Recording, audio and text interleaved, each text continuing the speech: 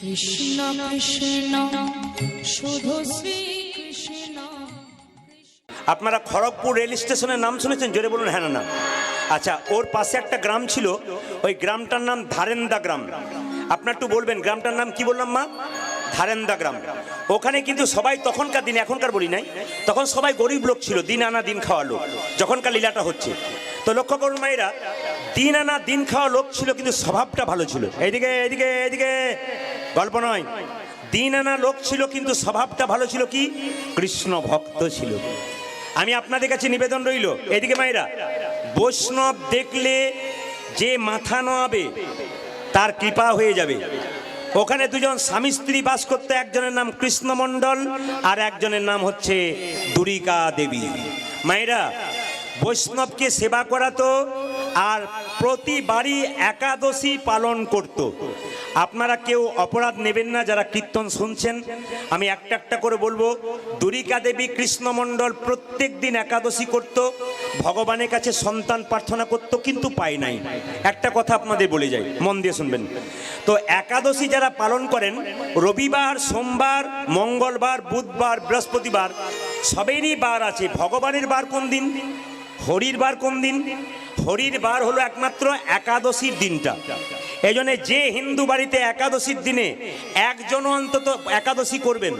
মায়েরা, যদি একাদশী কেউ পালন করতে না পারেন, তবে আপনারা একটা কাজ করবেন, সেই দিন অন্তত বাড়িতে নিরামিষ শুরু করুন। অন্তত সেই দিন মাছ মাংস ঢুকতে দেবেন না। কেন? সেদিনটা নিরামিষ শুরু করুন। আপনাদের খুব ছোট ছোট করে বুঝিয়ে দিই, একাদশী ছেলে না মেয়ে? জোরে বলুন, একাদশী ছেলে না মেয়ে? সব জায়গাতে মায়েরা মেয়ে বলে, এতে মানে আপনাদের পক্ষে বলে বলেন নাকি? না না, জেনে নিন, একাদশী মেয়ে না ছেলে আমি আপনাদের বুঝিয়ে দিই। একটা অসুর ছিল, সেই অসুরটা বারবার দেবতাদের সঙ্গে যুদ্ধ করতে করতে দেবতাদেরকে হারিয়ে দিল। দেবতারা যখন হেরে গেল, তখন ভগবান বিষ্ণুর সঙ্গে 100 বার যুদ্ধ করলো মায়েরা। ভগবান বিষ্ণু হেরে যাবার ভান করে একটা পর্বতের গুহাতে ঢুকে পড়ল। আর যখনই পর্বতের গুহাতে ঢুকে পড়ল, ভগবান বিষ্ণুকে গিয়ে অসুর বলল, এইবার কোথায় যাবে তুমি? আর বেরোনোর উপর নাই, বেরোলেই শেষ করে দেবো। ভগবান বিষ্ণু তার শরীর থেকে এক অদ্ভুত জ্যোতি সৃষ্টি করলেন, আর সেই জ্যোতি থেকে একটা নারীর সৃষ্টি হলো। সেই মেয়েটা জন্ম নিয়ে, জ্যোতিতে জন্ম নিয়ে সঙ্গে সঙ্গে অসুরের মস্তকটাকে ছেদন করে দিল। বিষ্ণু বলল, বারে মেয়ে, তোমার ক্ষমতা তো আমার চাইতে বেশি। বলে কেন? আমি যার সঙ্গে 100 বার যুদ্ধ করে পারলাম না, তুমি তাকে জন্ম নিয়ে মেরে ফেললে? বাহ, তোমার ক্ষমতা তো কম নয়। মেয়েটি ভগবান বিষ্ণুর চরণে প্রণাম করে বলল, প্রভু, আমি তো তোমার শরীর থেকে জন্ম নিয়েছি, তোমার ক্ষমতায় আমি ক্ষমতা পেয়েছি, তোমার জন্য আমার সব হয়েছে, কেন আমাকে অপমান করছেন? তখন সঙ্গে সঙ্গে ভগবান বিষ্ণু বলল, বল তুই কোথায় থাকতে চাস? বলছে, আমি এমন এক জায়গায় থাকতে চাই, পৃথিবীর মানুষ, নারী পুরুষ যদি আমার মধ্যে আসতে পারে, আশ্রয় নিতে পারে, তবে তাকে আর কোনো তীর্থস্থানে যাবার দরকার হবে না, সমস্ত তীর্থের ফল একবারে পেয়ে যাবে। সঙ্গে সঙ্গে ভগবান বলল, তাহলে তোর নাম রাখলাম একাদশী। মায়েরা, একাদশীর দিনে কেউ যদি একাদশী পালন করতে পারেন, তবে আপনাকে আর কোথাও তীর্থে যাবার দরকার হবে না, আর কোনো ব্রত পালন করার দরকার হবে না। যদি একাদশী ব্রত আপনি করতে পারেন, একাদশীর মতো বড় ব্রত নেই। সবচাইতে শ্রেষ্ঠ নদী যেমন গঙ্গা, শ্রেষ্ঠ শাস্ত্র যেমন শ্রীমদ্ ভাগবত গীতা, শ্রেষ্ঠ বৈষ্ণব যেমন ভগবান শিব, ঠিক সেরকম শ্রেষ্ঠ ব্রত হলো কি? শ্রেষ্ঠ ব্রত হলো, যে বলুন, একাদশী ব্রত। সবচাইতে লজ্জার ব্যাপার একটা কি জানেন? কিছু মনে করবেন না, আমাদের পাশেও দেখেছি মুসলিমরা রোজা রাখে। তো একটা ছোট্ট বাচ্চা ছেলে তার মাকে বলে, 7 বছর বয়স, ও মা, মা, মা কি আমি রোজা রাখবো, আম্মা রোজা রাখবো? সঙ্গে সঙ্গে মা বলে, রোজা রাখবি? রাখ রাখ রাখ রাখ, আল্লাহ তোকে বরকত করুক। আর আমাদের ছেলেরা যদি মাকে বলে, মা আজ তো তুমি ফলমূল খাও, একাদশী করো, তোমার সঙ্গে করবো, তোমার মা কান ধরে বলে, ডাক্তার বলেছে না খালি পেটে থাকতে, বারণ করেছে না, মার বাপ থাপড়, বুড়ো হবি তখন করবি। না না, আমরাই যে ধর্মটাকে নষ্ট করছি, এটার দিকে তাকাবেন না। হিন্দু সনাতন ধর্মকে বাঁচান, মহাপ্রভুর দেওয়া বাণীকে বাঁচান, মহাপ্রভুকে ভক্তি করুন। মহাপ্রভুর ভক্ত বৈষ্ণবগণ যারা আছেন, তাদের চরণে প্রণাম দিন। মায়েরা, বৈষ্ণবের চরণে যত প্রণাম দেবেন, তত দেখবেন আপনার অহংকার দূর হয়ে যাবে। আপনাদের বলে যাই, মায়েরা, একটা সোনার কলসি প্রচুর টাকা দাম, কোটি টাকা দাম হতে পারে, কিন্তু সেই সোনার কলসিটা একজনের কাছে মাথা নত করতে, একটা গ্লাসের কাছে। আপনার কয়েকশো কোটি টাকার মালিক হতে পারেন, যতক্ষণ না বৈষ্ণবের চরণে মাথা নত করবেন, ততক্ষণ আপনার চরণ দেবে কোনো। বল হরি বল। এই জন্যে বলে রাখি, যারা একাদশী করেন আমি হাত তুলতে বলবো না, যারা করেন না তাদের বলবো না, আমি শুধু তত্ত্বগুলো বলতে চাই। একাদশীর আগের দিনে ব্রাশ করে নেবেন, একাদশীর আগের দিনে ব্রাশ করে নেবেন। কেন না, ব্রাশের যে পেস্ট থাকে তার মধ্যে লবণ থাকে বাবা, ওই জন্য আগের দিনে ব্রাশ করে নেবেন, জিভ ছুলে নেবেন। জিভ কেটে গেলে, দাঁত থেকে রক্ত বেরিয়ে গেলে একাদশী হয় না। তরকারি কাটতে কাটতে আঙ্গুল কেটে গেলে একাদশী হয় না। পঞ্চশস্য বারণ কি কি? চাল, গম, জব, সরিষা, ডাল। অনেকে দেখবেন আটা খায়, বললাম তোমার একাদশী হয় না, আটা দোষী হচ্ছে। আবার একাদশীর দিনে দেখবেন এত এত খাবার খায়, ফলমূল, বললাম ওটা পেটাদোষী হচ্ছে। একাদশীর দিনে যত পারবেন হালকা খাবার খেয়ে শুধু ভগবানের চিন্তা করবেন। তবে একটা কথা বলি, আমরা ভাবি একাদশী মানে খাবার উপবাস, তা নয়। একাদশীর দিনে শর্ত করতে হবে, খারাপ কিছু দেখবো না, খারাপ কিছু বলবো না, খারাপ কিছু শুনবো না, খারাপ কিছু ভাববো না। যদি আপনারা এইরকম প্রতিজ্ঞা করতে পারেন তবে কাজ। এই যে আজকে আপনি বাবা ভোলার মন্দিরে এসেছেন, আজকে চতুর্দশী ব্রত করেছেন, আপনাকে শুধু খাবারে উপবাস করবেন তা নয়, যে খাইনি আজ ভালো আছি তা নয়। আপনাকে প্রতিজ্ঞা করতে হবে, আমি আজ থেকে খারাপ কিছু দেখবো না, আমি খারাপ কিছু বলবো না, খারাপ কিছু শুনবো না, আর খারাপ কিছু ভাববো না। যদি এগুলো আপনি করতে পারেন, নিজে যখন ভালো হয়ে যাবেন অপরকে ভালো দেখবেন। আর নিজে খারাপ হলে তো লোকে অপরকে খারাপ দেখে। ওই জন্য আগে নিজে ভালো হয়ে যান, দেখবেন আপনারা সবাইকে ভালো দেখতে পাবেন। মায়েরা এখন লক্ষ্য করুন, 5টা শস্য আপনারা খেতে পাবেন না। সেদিন কম্বলে শয়ন করতে হবে, গীতা পড়তে হবে, শ্রীমদ্ ভাগবত গীতা, সারাদিন ভালো চিন্তা করতে হবে, দেখবেন আপনার কাজ হয়ে যাবে। তবে যদি নির্জলা একাদশী কেউ করতে পারে, ওটা উত্তম একাদশী। তারপরে যদি কেউ না পারে, তাহলে আপনি ফল খেয়ে করতে পারেন, অসুবিধা কিছু নাই, এটা মাথায় রাখবেন। তো দুরিকা দেবী এবং কৃষ্ণমণ্ডল একাদশী করেছে। দুরিকা বলছে তার স্বামীকে, স্বামী একবার জগন্নাথ মন্দিরে যাও, আমাদের এত অভাব, একবার জগন্নাথের কাছে গিয়ে বলল। তার স্বামী চিৎকার করে বলল, শোনো, আজকে বললে ভালো করলে, অন্য দিন বলবে না। ভগবানের কাছে কিছু চাইতে নাই, যে চাই সে অল্প পায়, আর যে চাই না সে এত পাই ভাবতে পারে না। বাবা কৃষ্ণের বন্ধু সুদামা ভগবানের কাছে কিছু চেয়েছিল? জোরে বলুন হ্যাঁ না না। এতজন এসছেন, সুদামা চেয়েছিল? হ্যাঁ, আপনারা তো বাবার মন্দিরে উপবাস করবেন না, কত কিছু চাইবেন, কিন্তু বলছে চাইতে নাই। একটা বাচ্চা ছেলে মায়ের কাছে ঘুরঘুর করছে, মা তো বুঝতে পারে বাচ্চা কি চাইছে। আপনি মন্দিরে যাবেন, ভগবান অন্তর্যামী, তিনি তো জানেন আপনার কি আছে কি না। আপনি বলবেন কেন? আপনি বলবেন না, আপনি বসলে উনি বুঝে নেবেন। কেন? আপনি ভক্তি সম্পদ দিন, উনি কৃপা সম্পদ আপনাকে দেবে। ওই জন্য যতজন এসছেন এখানে, মন্দিরে গিয়ে কোনোদিন চাইবেন না আমায় গাড়ি দাও, বাড়ি দাও, টাকা দাও। আপনি ভক্তি সম্পদ দেবেন, আপনি কৃপা সম্পদ পেয়ে যাবেন। সঙ্গে সঙ্গে দুরিকা বলল, স্বামী তোমাকে জগন্নাথ মন্দিরে চাইতে হবে না, একবার তীর্থ দর্শন তো হবে। তাই তার স্বামীকে পাঠিয়ে দিল জগন্নাথ মন্দিরে। চলে যাচ্ছে মায়েরা কৃষ্ণমণ্ডল জগন্নাথ মন্দিরে। আচ্ছা একটু বিচার করে বলবেন, জগন্নাথের চোখ গোল না পটল চেরা? না একটু বলবেন। ওই দেখুন একজন পটল চেরা বলছে। হ্যাঁ, জগন্নাথের চোখ গোল গোল।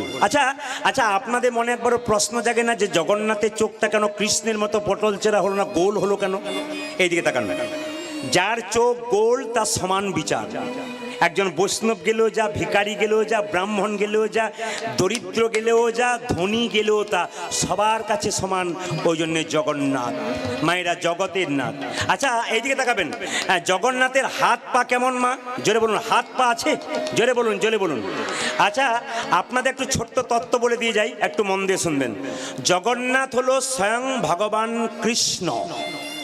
কৃষ্ণের আরেকটা রূপ জগন্নাথ। তিনি জগন্নাথ রূপে এলেন কিভাবে, একটু ছোট করে বলি। আমি যেখান থেকে বলছি একটা শাস্ত্র থেকে বলছি। এখন দেখুন, আমরা কোনো জিনিস যদি ইউটিউবে ছাড়ি না, তখন দেখবেন কিছু কিছু লোক পেয়ে বসে কিছু ভুল ধরবার জন্য। এগুলোকে নিয়ে যদি কিছু করতে পারি, এরকম কিছু লোক আমাদের সমাজে আছে, দুষ্ট লোক। এদের দিকে আপনারা নজর দেবেন না। আমি দেখেছি এমন এমন লোক আছে, দেখবেন খোঁজ ধরার জন্য থাকে। আমরা কিন্তু প্রত্যেকটি শাস্ত্রের প্রমাণস্বরূপ কথা বলবো। আচ্ছা মায়েরা বলুন তো, কেউ মারা গেলে তাকে কাঠে পোড়ানো হয় না কয়লাতে পোড়ানো হয়? জোরে বলুন। কয়লাতে নয়, কাঠে। আচ্ছা বলবেন তো, শরীরে সব জায়গায় পুড়ে যায়, একটা জায়গায় পোড়ে না, কোন জায়গাটা? একটু জোরে বলুন। নাভি কুণ্ডলটা। কিছু মনে করবেন না, কৃষ্ণ 125 বছর বয়সে ব্যাধের হাতে প্রাণ দিয়েছিল না? জোরে বলুন হ্যাঁ না না। এই দিয়ে তাকান, ওই ব্যাধটা কে ছিল বলুন তো? বালি পুত্র অঙ্গদ। কারণ বালিকে অন্যায়ভাবে রাম মেরেছিল, তখন বালিপুত্র অঙ্গদ বলেছিল, প্রভু আমার বাবা তোমাকে যেমনভাবে সাহায্য করেছিল আমি সেইভাবে করব, তবে তুমি যখন 14 বছর পর বনবাস থেকে ফিরে আসবে আমি যা চাইবো তুমি দেবে। রামচন্দ্র বলেছিল, কি চাইবি তুই? রাজত্ব চাইবি, আমার লোভ নাই তাই দিয়ে দেবো। মায়েরা 14 বছর পর যখন বনবাস থেকে ফিরে এলো তখন সব কিছু সবাই চাইলো, অঙ্গদ বলে উঠলো, আমায় দাও। কি? পিতৃহত্যার প্রতিশোধ। আমার বাবাকে মেরেছো, প্রতিশোধ নেবো আমি। ভগবান রাম বললেন, তাই হবে। 125 বছর বয়সে দাপরে আমি কৃষ্ণ হব। 125 বছর বয়সে তুই আমাকে আমার তীর বিদ্ধ করবি আমার চরণে, আমি প্রাণ দিয়ে দেবো। মায়েরা, কৃষ্ণ যখন দেহ রেখেছিল, তিনি যখন লীলা সম্বরণ করলেন তখন তাকে চন্দন কাঠে পোড়ানো হয়েছিল, কিন্তু তার দেহের সব জায়গাটা পুড়ে গিয়েছিল মা, একটা জায়গায় পড়ে নাই। কোনটা বলুন তো? নাভি কুণ্ডলটা। একটা সোনার পাত্রে ভরে তার মধ্যে কৃষ্ণের শরীরে ছাই দিয়ে গঙ্গা জল দিয়ে সেই দ্বারকার পুরীর সমুদ্রে ভাসিয়ে দিয়েছিল। ভাসতে ভাসতে পুরীর জগন্নাথের সমুদ্রে ওখানে গিয়ে লাগলো। সঙ্গে সঙ্গে পাণ্ডাদের স্বপ্ন দিলেন ভগবান যে আমার ওই ব্রহ্মবস্তু যেটা ব্রহ্মবস্তু যেটা পড়ে নাই, অস্থিয়া বিসর্জন বলা হয় হিন্দিতে, ওটাকে তোরা কাজ কর, আমার ওই দারু ব্রহ্মের মধ্যে প্রতিষ্ঠা কর। মায়েরা, জগন্নাথ মন্দিরে দারু ব্রহ্মের মধ্যে প্রতিষ্ঠা করলেন কে? না, জগন্নাথের পাণ্ডারা। আপনারা সবাই জানেন যে 12 বছর পর পর বোধহয় কোলবর পরিবর্তন হয় নাকি বাবা? 12 বছর পর হয়। আর যে দেখবেন পরিবর্তন করে ব্রহ্মবস্তুটা, সে 2 থেকে 3 মাস বাঁচে, তারপর আর বাঁচে না। এটা নিয়ম, জগন্নাথ মন্দিরে কেউ গেলে দেখবেন। তো বলে রাখি মায়েরা, জগন্নাথের হাত পা নেই কেন একটু বলে দিই আপনাদের। দেখুন, লক্ষ্য করুন, কৃষ্ণ যখন দ্বারকার রাজা হলো তখন দেখবেন ওই বালিশে মুখ লুকিয়ে লুকিয়ে খুব কাঁদছে। তো রুক্মিণী সত্যভামা মনে মনে ভাবছে, কি বলে কাঁদছে একবার দেখি তো, কি বলে কাঁদছে? রাধে ওগো রাধে যে প্রেমময়ী রাধে, প্রেমময়ী রাধে, প্রেমময়ী রাধে, প্রেমময়ী রাধে। রাধে। এই যে কৃষ্ণ যে বালিশে মাথাটা দিয়েছে, মা রাধা রাধা বলতে বলতে বালিশটা ভিজে যাচ্ছে। এদিকে রুক্মিণী সত্যভামা তার স্ত্রী মনে মনে ভাবছে, আমরা এত ভালোবাসি রাধাটাকে, এই রাধাটাকে আমরা জানতে চাই। ও মায়েরা, বলরামের মা রোহিণীর কাছে গিয়ে বলল, রাধাকে।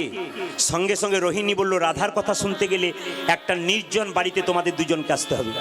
তো নির্জন বাড়িতে দুজনে যখন এলো রুক্মিণী সত্যভামা, তখন রোহিণী এবং যশোমতী দুজনে মিলে রাধা তত্ত্ব কথা শোনাচ্ছে।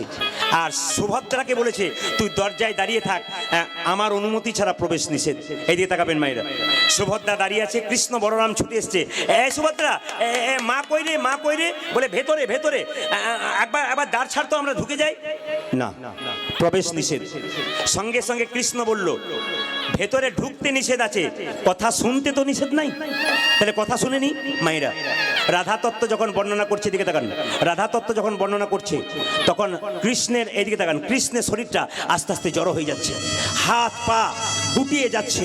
এই দৃশ্যটাকে দেখলো নারদ, ছুটে এসে বলল, প্রভু এই রূপ তো তোমার কোনোদিন দেখি নাই। ভগবান বললেন, এই রূপ তুমি দেখতে পাবে, সবাই দেখতে পাবে। কোথায়? জগন্নাথ মন্দিরে পুরীতে আমি যখন জগন্নাথ রূপে যাব। মায়েরা, সবাই লক্ষ্য করুন, জগন্নাথকে আপনারা স্বয়ং কৃষ্ণ মনে করবেন, উনি কৃষ্ণ জগন্নাথ মন্দিরে গেছেন। তো জগন্নাথ মন্দিরে গিয়ে কাউকে চাইতে নেই, মন্দিরে যে চাই সে অল্প পায়, যে চায় না সে কিছুই পায় না। কিন্তু যে চাই না সে পায়, অনেক কিছু পায়, আর যে চাই সে কিছুই পায় না। সবাই লক্ষ্য করুন, জগন্নাথ মন্দিরে কেঁদে কেঁদে কৃষ্ণমণ্ডল বলছে, ওগো জগন্নাথ, ওগো জগন্নাথ, তোমার কাছে কি চাইবো? তোমার তো হাতই নাই, তোমার পা নাই, তো তুমি দেবে কি? দেবে কে? এখন ভক্ত কৌশল কথা বলছে, হে জগন্নাথ, তোমার হাত নাই, তুমি দেবে কি? তোমার কাছে চাইতে এসেছিলাম, কি চাইবো? তোমার পা নাই, তুমি দেবে কি? জগন্নাথ আকাশবাণী করে বলল, কৃষ্ণমণ্ডল রে, আমার হাত নাই, কিন্তু এই হাত আমি তোদেরকে দিলাম কর্ম করার জন্যে। কর্ম করতে গেলে এক জায়গা থেকে অন্য জায়গা যেতে হবে, তার জন্য আমার চরণগুলো তোদেরকে দিয়ে দিলাম। আমার যা আছে তোদেরকে দিয়ে দিলাম। কৃষ্ণমণ্ডল কেঁদে কেঁদে বলল, জগন্নাথ, লোকে তোমার কাছে গাড়ি বাড়ি টাকা পয়সা চাই, কিন্তু আমি তোমার কাছে এমন একটা জিনিস চাইবো জগতে কেউ চাই না। মায়েরা, আপনারা তো মন্দিরে গাড়ি বাড়ি টাকা পয়সা চান, কিন্তু কৃষ্ণমণ্ডল কি চাইছে দেখুন, বলছে তোমার কাছে সবাই তো অনেক কিছু চাই, আমি তোমার কাছে একটা জিনিস চাইবো। গাড়ি চাইবো না, বাড়ি চাইবো না, টাকা চাইবো না, পয়সা চাইবো না, দেবে যদি তবে আমায় একটা জিনিস দাও, আমায় একটা কৃষ্ণ ভক্ত সন্তান দাও। হে হরিব ওগো জগন্নাথ, উলধ্বনি, উলধ্বনি মায়েরা।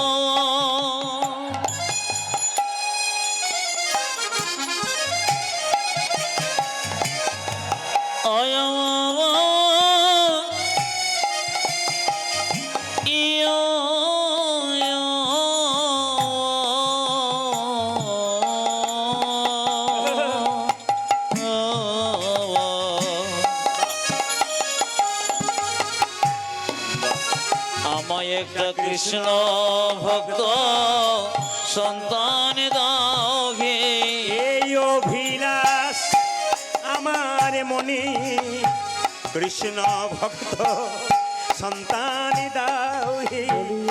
এই অভিলাষ আমার মনে, যেন প্রাণ ভরে নামে গাইতে পারি, এই অভিলাষ আমার মনে, যেন প্রাণ ভরে নামে গাইতে পারি, এই অভিলাষ আমার যেন মনে, আমি প্রাণ ভরে নামে গাইতে পারি। কৃষ্ণ ভক্ত সন্তান দাও। দাও হে। তবে আমি প্রদীপ পাল আজকে ঘটেরচক শিবালয় মন্দিরে বাবার কাছে একটা জিনিস প্রার্থনা করব, যারা কীর্তন শুনতিলেন, আপনাদের জন্য আমি গাড়ি বাড়ি টাকা পয়সা প্রার্থনা করব না। আমি শুধু বাবার কাছে প্রার্থনা করব, প্রভুর কাছে প্রার্থনা করব, বৈষ্ণবের কাছে প্রার্থনা করব, যেন প্রত্যেকটা হিন্দুর বাড়িতে একটা করে কৃষ্ণ ভক্ত সন্তান জন্ম নেয়। যতগুলো বাবা এসছেন, আমি আপনাদের কাছে নিবেদন রইল, যারা বাবা হয়েছেন তারা তো চান আমার ছেলে ভালো হোক, সব বাবাই কিন্তু চাই, কোনো মা চায় না তার ছেলে খারাপ হোক। একজন মা গর্ব করে বলতে পারে আমি কৃষ্ণ ভক্ত সন্তানের মা।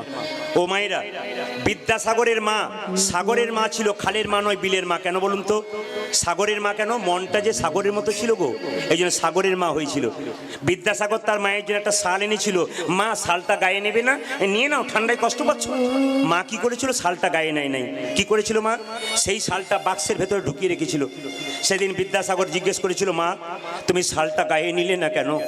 সঙ্গে সঙ্গে মা বলেছিল, খোকা, পাড়া প্রতিবেশীর কত মা ঠান্ডায় থরথর করে কাঁপছে, যেদিন তুই ওদের জন্য চাদর আনতে পারবি সেই দিন আমি শালটা গায়ে নেবো বাবা। আপনাদের কাছে নিবেদন রইল মায়েরা, এত বড় মনের মা না হলে কখনো কি এত সুন্দর বাচ্চা হয়? আমি আপনাদের জন্য বলি নাই, আমাদের ওইখানের জন্য বলছি। এদিকে তাকাবেন, একটা ছেলেকে তার মা টিফিন বাক্সে খাবার দিচ্ছে, আর কি বলছে দেখুন, নিজে খাবি কাউকে দিবি না। ছেলে বলছে, মা একটা ছেলে তার মা রান্না করে দিতে পারে না, তাকে একটু করে দি। খবরদার, আমি খেটে খেটে মরবার, তুই লোককে দিবি? আমার কান মুলে কথা দে, নিজে খাবি কাউকে দিবি না। ছেলে বলল, নিজে খাবো কাউকে দেবো না, নিজে খাবো কাউকে দেবো না। ছেলে বড় হলো, চাকরি করলো, বিয়ে করলো, নিজে খেলো, বাবা মা কেই দিল না। আপনারা যদি নিজে তৈরি না করেন তবে আপনাদের বাচ্চা এরকম তৈরি হবে। সবাই লক্ষ্য করুন মায়েরা, আমি আপনাদের প্রার্থনা করব প্রত্যেকটি বাড়িতে কৃষ্ণ ভক্ত সন্তান জন্ম হোক। প্রশ্ন করবেন, প্রদীপ বাবু গাড়ি বাড়ি চাইলেন না, কৃষ্ণ ভক্ত সন্তান চাইলেন কেন? আসলে আমি তত্ত্বের দ্বারা বুঝাই। একবার নিমাইকে সচিমাতা জিজ্ঞেস করেছিল, বাবা তোর বাবার পিণ্ডটা দিয়াই। নিমাই প্রশ্ন করেছিল, মা পিণ্ড দিলে কি হয়? বলছে, পিণ্ড দিলে 7 বংশোদ্ধার হয়। সঙ্গে সঙ্গে নিমাই বলেছিল, মা গো তুমি তো জানো পিণ্ড দিলে 7 বংশোদ্ধার হয়, কিন্তু কোনো বংশে একজন কৃষ্ণ ভক্ত সন্তান জন্ম নিলে তার 7 বংশ নয়, তার 14 বংশোদ্ধার হয়ে যায়। ওই জন্য আমি আপনাদের জন্য প্রার্থনা করে বললাম, আজকে শিব চতুর্দশীর দিনে আপনারা যতজন ভক্ত এখানে এসছেন, যারা আসতে পারেন নাই, সবার হিন্দুর বাড়িতে একটা করে কৃষ্ণ ভক্ত নিতাই গৌর হরি বল সন্তানের জন্ম হোক। ও মায়েরা, জগন্নাথ এই যে কেটে গেছে জয় নিতাই, জগন্নাথ মন্দিরে আপনারা প্রণাম করেন তো? তো সবাই লক্ষ্য করুন, প্রণামটা করার পর চিৎকার করে গাইতে গাইতে চলে আসছে কে?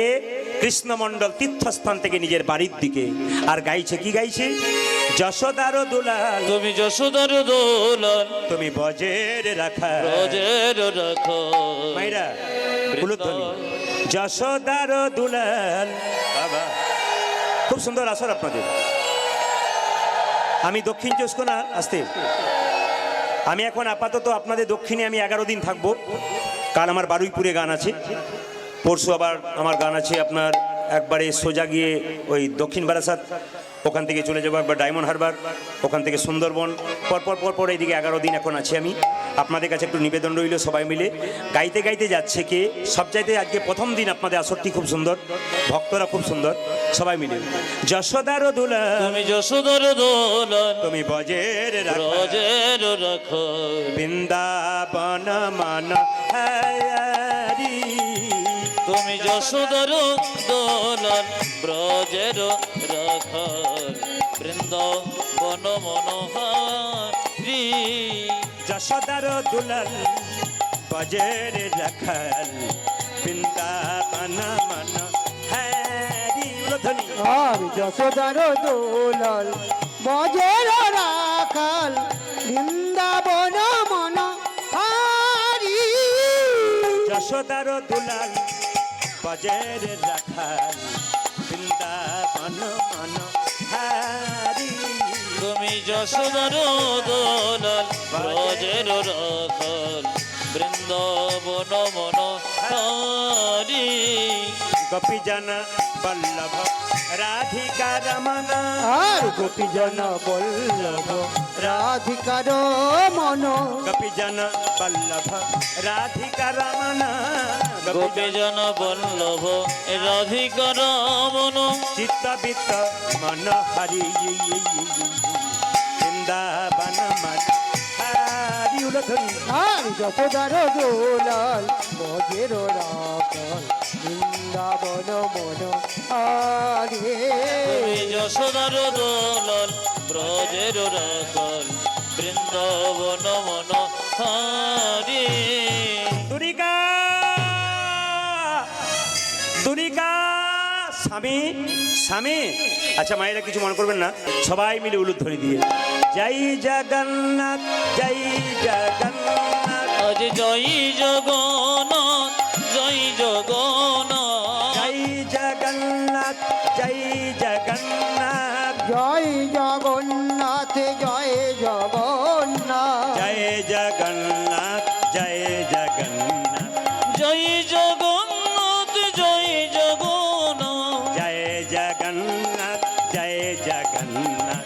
জয় জগন্নাথ জয় জগন্নাথ। যারা উলু দিতে পারবেন না তালি দেবেন অন্তত, কেন জগন্নাথ মহাপ্রভু বলেছেন যারা কীর্তন গান গাইতে পারে না, না পারুক, গলা না থাক, যদি তালি দিতে পারে না তবে কাজ হয়ে যায়। সবাই মিলে জয় জগন্নাথ জয় জগন্নাথ আজ জয় জগন্নাথ জয় জগন্নাথ জয় জগন্নাথ জয় জগন্নাথ জয় জগন্নাথ জয় জগন্নাথ জয় জগন্নাথ জয় জগন্নাথ জয় জগন্নাথ জয় জগন্নাথ জয় জগন্নাথ জয় জগন্নাথ জয় জগন্নাথ জয় জগন্নাথ জগন্নাথ স্বামী জগন্নাথ স্বামী